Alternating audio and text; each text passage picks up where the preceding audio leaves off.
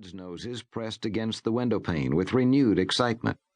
Unfamiliar landscapes swept past all around them, and the clatter of iron wheels against iron rails and the hypnotic sway of the coach carried them onward.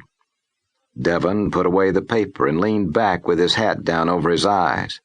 He dozed, then came awake under the hat, listening to the boys talk. I read that there are over 55,000 people living in the district, Brad was saying. Gosh. Danny pointed at the lingering patches of snow that clung to the north side of the trees and rocks.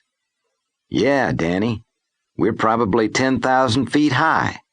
I read where snow sometimes lingers on until July or August. Think there's any Indians? No, not no more. Used to be Utes living around here, but they moved on. Mostly just miners now.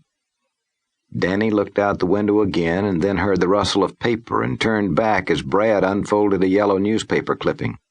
He frowned, recalling why they had come, and said, Brad, you think you ought to? A gleam flashed in Brad's eyes as he reread the paper. He glanced up. Sure, why not? No one will know but you and me. Ma and Pa will never find out. But it ain't right.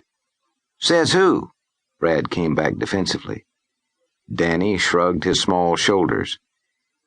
Anyway, what will Aunt Lucy say when we aren't on the train when it pulls into Trinidad? We'll send her a telegram telling her we got off the train in Colorado Springs and it left without us.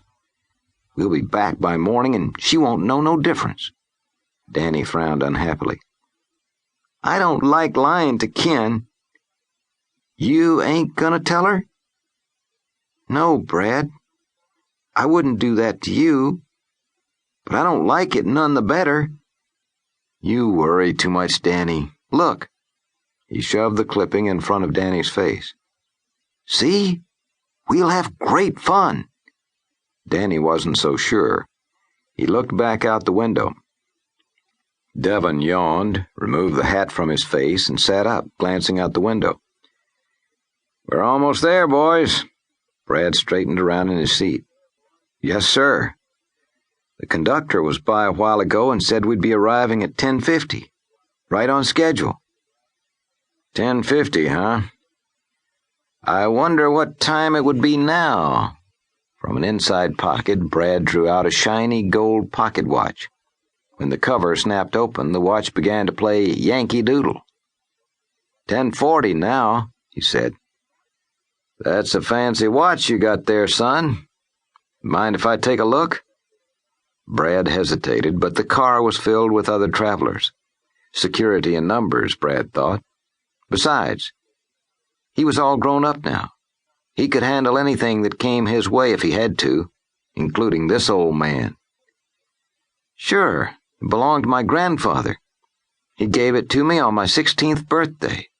Of course, that was over a year ago, Brad said, expanding his chest proudly. Devon held it to the light and let the sun flash off the polished case. The dial was white enamel with gold Roman numerals. A second hand swept around at the bottom of the face.